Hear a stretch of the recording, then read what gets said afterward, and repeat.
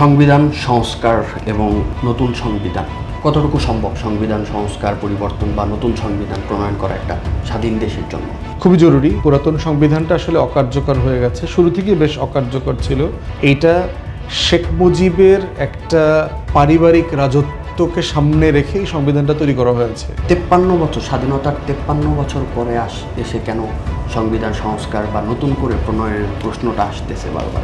এটা আসতেছে কারণ হচ্ছে যে সংবিধানটা ফাংশনাল হয়নি, কার্যকর হয়নি, সংবিধানটা সবাইকে নিয়ে করা হয়নি। সংবিধানে এমন এমন জিনিস আছে যেগুলো আসলে আওয়ামী লীগের দলীয় জিনিস, যেটা জাতির সবাইকে রিপ্রেজেন্ট করে না। যেমন দেখবেন, এক্সাম্পল দেই যে আওয়ামী লীগের সময় সংবিধানে ছিল রাষ্ট্র পরিচালনার মূলনীতি 4টার কথা বলা আছে, তার ভিতরে দেখবেন বাঙালি জাতীয়তাবাদ একটা আছে।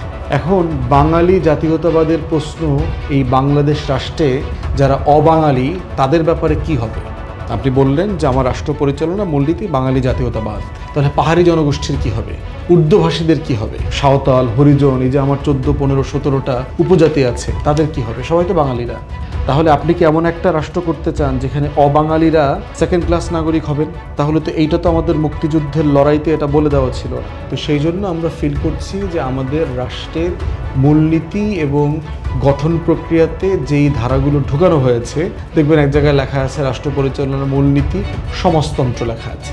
এখন আবার আপনি গণতন্ত্রও রাখছেন। এখন গণতন্ত্র আর সমাজতন্ত্র তো একটার সাথে একটা যায় না। গণতন্ত্র বলছে যে একটা উদারবাদী পুঁজিবাদী অর্থ ব্যবস্থা থাকবে, সমাজতন্ত্র বলছে রাষ্ট্রীয় মালিকানায় থাকবে। তাহলে আপনি সংবিধানের ভিতরে এই ধরনের পারস্পরিক সাংঘর্ষিক বাস্তবতাগুলো রেখেছেন, যে কারণে কি যেটা হয়েছে যে রাষ্ট্র একটা ক্যাওটিক রিয়েলিটিতে পড়ে গেছে। তো সেই জায়গা থেকে আমরা বোধ করছি যে আমাদের এই সংবিধানটা নতুন করে ড্রাফট করা দরকার। এটা পুরোপুরি সবার হবে এইরকম একটা সংবিধান তৈরি করা দরকার।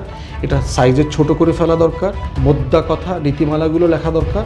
বাকিগুলো হচ্ছে আলাপ আলোচনার ভিত্তিতে সংসদ এটা পরিচালনার পদ্ধতি ঠিক করবে।